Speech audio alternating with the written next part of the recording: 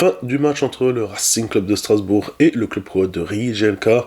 Match gagné par les Strasbourgeois dans la douleur, il faut être honnête.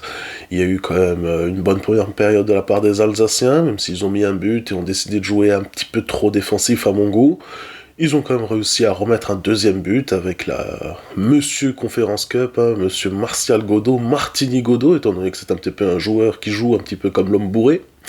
Et puis les Alsaciens ont refait comme d'habitude, j'ai envie de dire, dans quasiment chacun des matchs, une erreur défensive, la petite main de Chilwell, plutôt le bras, enfin bon, ça fait un coup franc pour les Croates. Personne au marquage, il y a 3 Croates tout seuls, tête, but. Heureusement, on a réussi encore à tenir avec une bonne cohésion défensive, même si c'était vraiment moyen. On peut remercier surtout Mike Penders, qui a décidé encore une fois d'être l'un des gardiens les plus importants de l'histoire de Strasbourg. Alors attention, quand je dis ça, je dis par rapport à l'endroit où on est, étant donné qu'on est en Coupe d'Europe, et que se prendre un but là, ça aurait été problématique pour nous, surtout au match retour. Mais c'est vrai que oui, Strasbourg a quand même joué à 60-70%, des joueurs ont un petit peu triché, on va pas se mentir. Je pense ouvertement à Julio Enciso, qui n'a toujours pas fait de passe, à l'ami Barco, qui nous a habitués quand même à beaucoup mieux.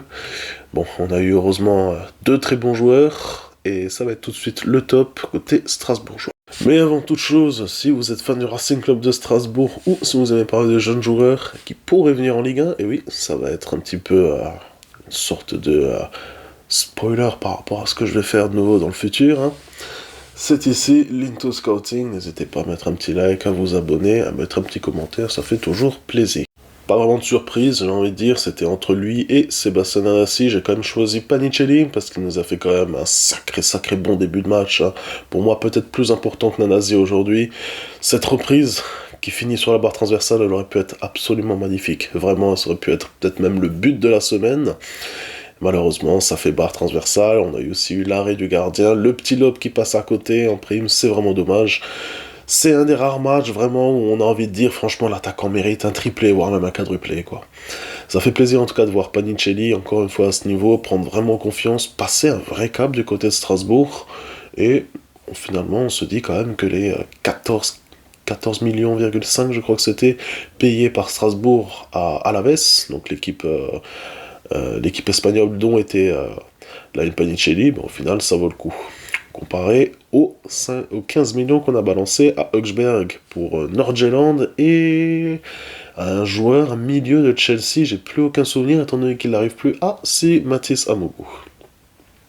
En flop, j'ai envie de dire que c'est un petit peu récurrent, Samuel Amouameyou. Le souci de Samuel Amouameyou, c'est pas qu'il est mauvais techniquement, je le pense sincèrement, c'est juste qu'il n'arrive pas à se renouveler, et je pense aussi qu'il a un blocage mental. Je rappelle encore une fois que l'ami Bakwa est parti le tout dernier jour du mercato, on a installé Amouameyou en tant que titulaire sur le poste d'ailier droit le match suivant, c'était vraiment pas ça. C'était mais vraiment pas ça, et le souci en fait je pense qu'il a un petit souci dans l'idéologie de je prends le rôle de Bakwa, je deviens titulaire indiscutable alors qu'au final je ne suis pas prêt. La venue en prime de ça de Yacine pose quand même une question, puisque Yacine a quand même fait des bonnes apparitions du côté de Strasbourg, hormis certes les 45 minutes contre Auxerre, mais de voir encore l'ami Amouameyou être titulaire alors qu'il n'est pas dans un bon mood, dans une bonne idéologie mentale, c'est quand même problématique, et je n'arrive pas trop à comprendre pourquoi Gary O'Neill l'a tenu pendant plus de 75 minutes, je crois que c'était, au lieu de le sortir bien avant. Il a préféré sortir Nanasi, peut-être qu'il était trop bon lors de ce match. Question à lui poser peut-être. J'ai envie de dire que c'était quasiment l'équipe de Tony Fruk. Et oui, évidemment, en top côté Rijeka, ça sera le super attaquant croate. Techniquement, on le connaissait un petit peu, mais là, beaucoup de gens l'ont découvert. C'est un joueur vraiment impressionnant. C'est même étonnant qu'il est encore dans ce mis au tableau côté croate, il aurait clairement sa place dans un bon club, voire même un bon club de Ligue 1. Je me suis imaginé un club comme Lens faire le coup, parce qu'on sait les Lensois font toujours des bons petits coups comme ça, peut-être même aussi Toulouse, qui avait déjà aussi chopé l'attaquant qui est parti à Bologne, dont j'ai oublié le nom, Dalinga, du côté des Pays-Bas, c'est les bons petits coups, pas chers, on a envie de dire, il faut les tenter, surtout en France actuellement, c'est bon, c'est pas cher, et franchement, ça vaut le coup. En flop côté Rijeka, j'ai choisi Ante Orec, le défenseur droit croate, a été quand même malmené par Sébastien Nanasi, surtout dans la première période. Dans la deuxième aussi, je rappelle que Nanasi aurait pu marquer, malheureusement hors-jeu d'Anne Orteil, ça ne pardonne pas dans le foot moderne, surtout lorsqu'il y a des capteurs d'hors-jeu. Oui, c'est vrai que c'était assez difficile, en tout cas pour lui. Il n'y a pas plus, pas moins à dire, on n'attendait pas non plus un club de Rijeka autant fort, voilà, on savait qu'ils allaient défendre, au final ils ont quand même fini par bien se battre, quand on regarde même les stats, c'était vraiment pas dégueulasse.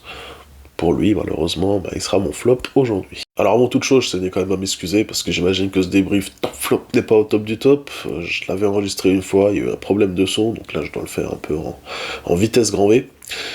Pour nous, du côté de Strasbourg, on se retrouve dimanche, 15h, contre le Paris FC, le club de la famille Arnaud. Hein. Certes, ils sont 14-15e, mais ça reste toujours une équipe avec des bons joueurs, on sait jamais.